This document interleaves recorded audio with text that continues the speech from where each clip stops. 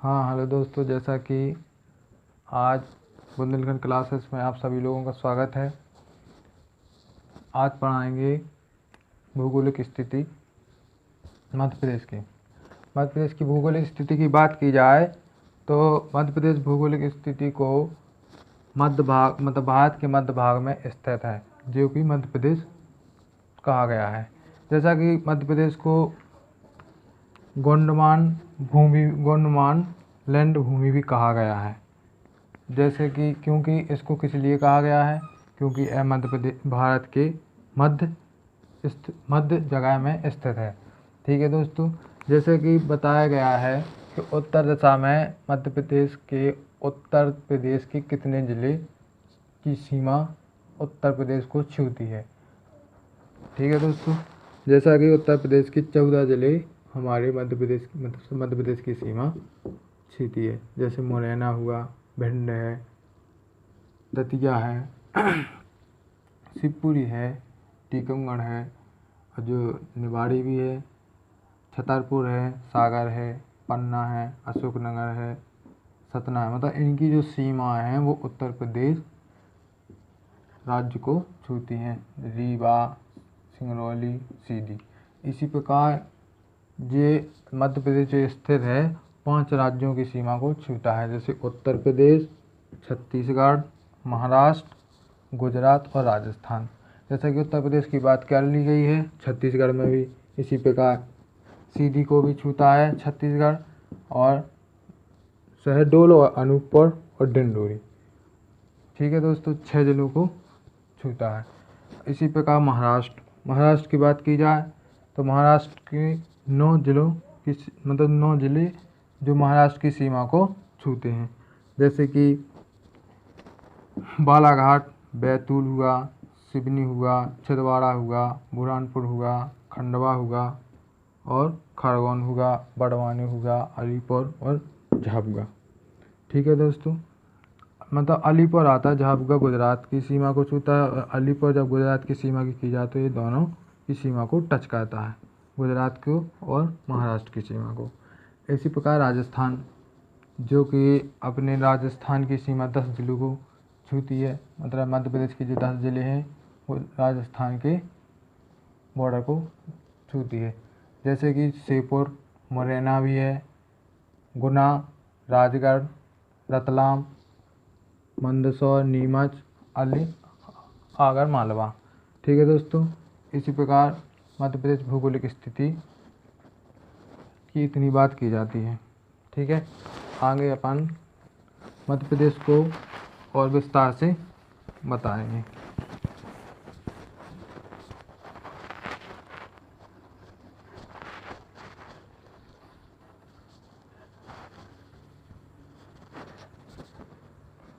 मध्य प्रदेश की बात की जाए तो मध्य प्रदेश को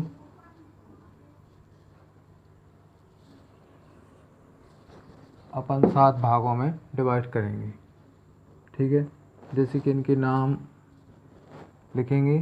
जैसे मध्य भारत का पठार 7 भागों में डिवाइड किया गया है।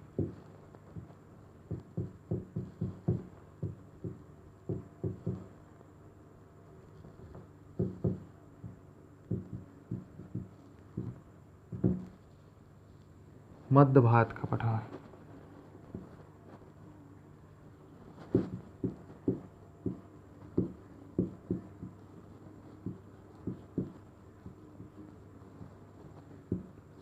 ठीक है दोस्तों। दूसरा मालवा का पठार, यहाँ पर मालवा का जिला है जो मालवा का पठार यहाँ पर है।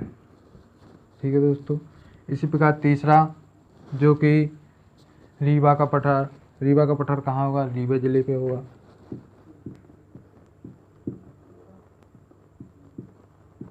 रीवा पन्ना का भी पठार कहा जाता है इसको। नर्मदा सोन का पठार,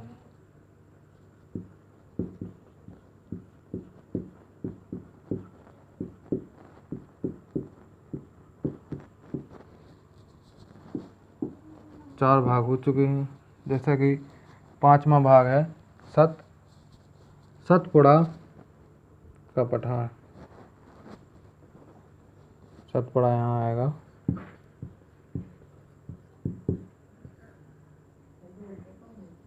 सतपुड़ा मैकाल का पठार। और एक जो लास्ट विभाजित है बघेलखंड का पठार, यहाँ पर आएगा अपना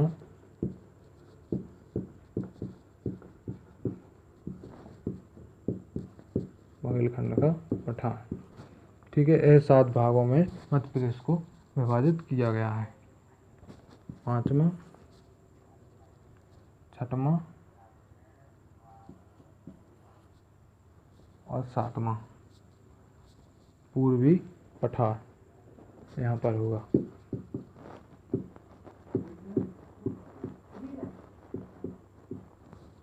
ठीक है दोस्तों, इसी प्रकार आगे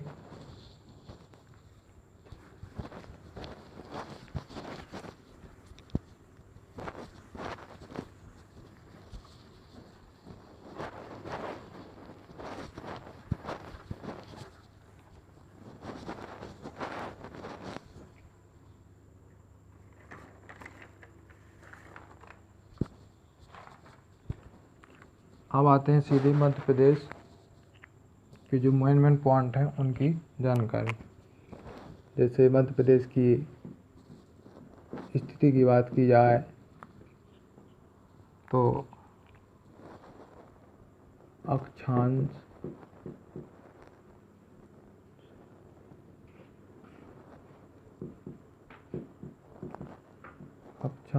और देशांत।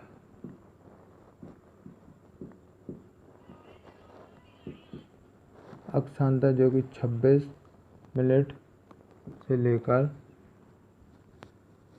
और देशांतर 74 मिनट से लेकर 84। ठीक है, इसी प्रकार इसके क्षेत्रफल की बात की जाए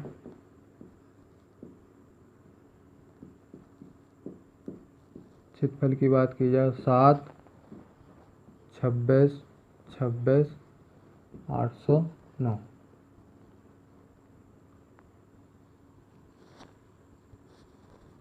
नहीं दोस्तों, जनसंख्या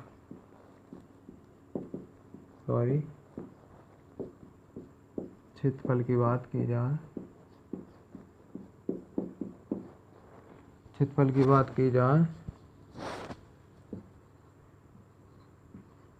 3082 किलोमीटर। क्षेत्रफल की जनसंख्या के घनत्व की बात की जाए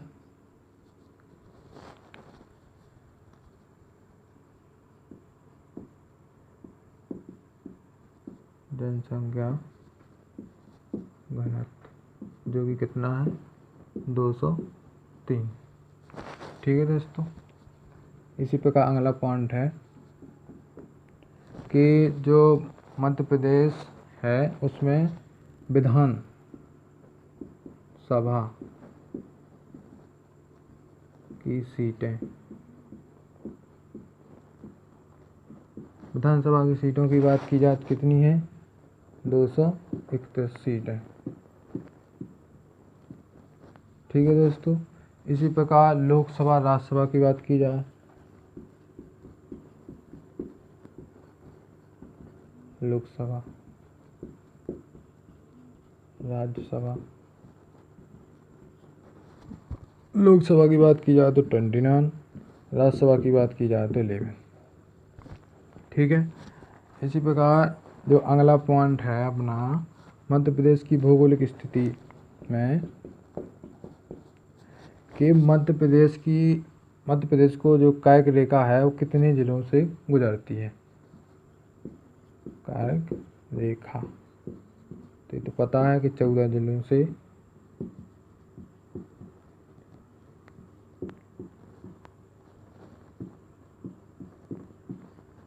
गुजरती है।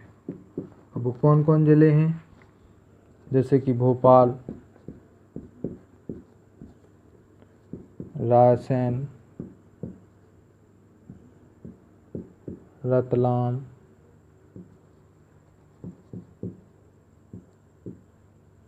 उज्जैन, सागर,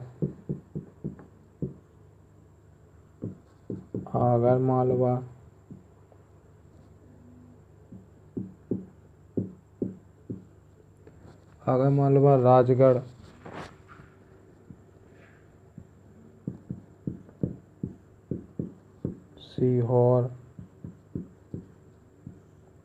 राजगढ़, सीहोर, विदिशा,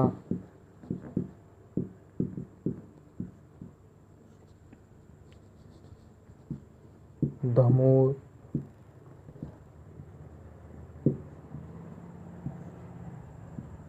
जबलपुर और कटनी, उमरिया,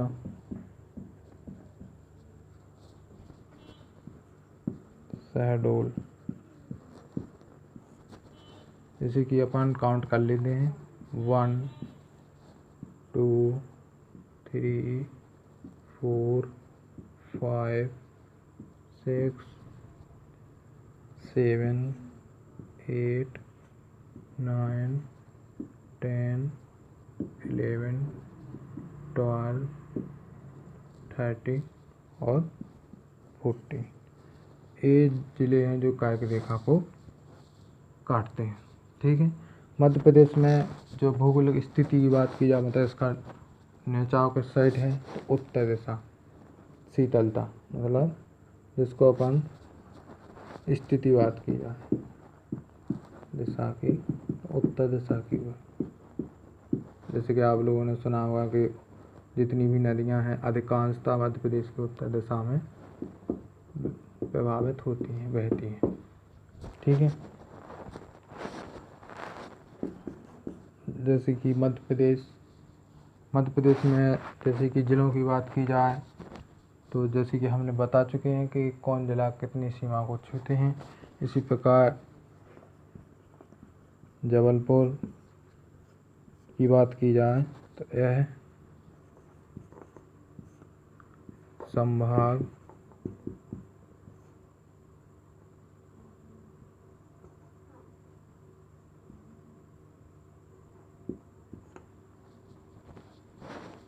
जो जबलपुर संभाग है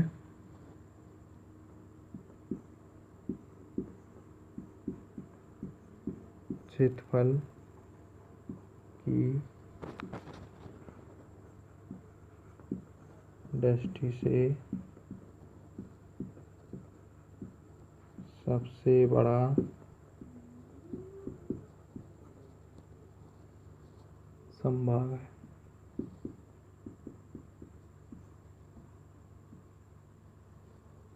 सबसे छोटे की बात की जाए तो सबसे छोटा चंबल।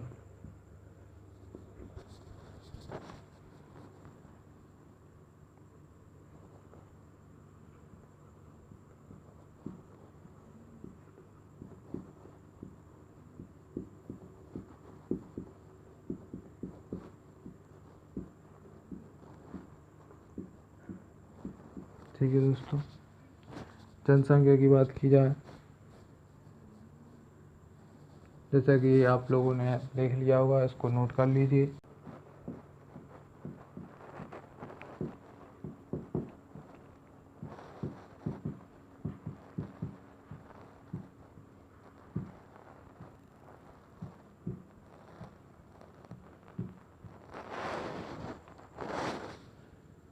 क्षेत्रफल की बात हो चुकी है, तो अपन लिखेंगे जनसंख्या,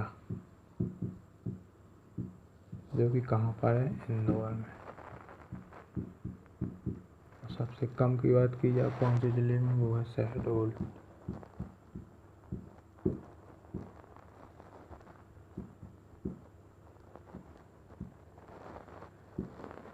ठीक है दोस्तों, तो ये आपको भौगोलिक स्थिति बताई गई है।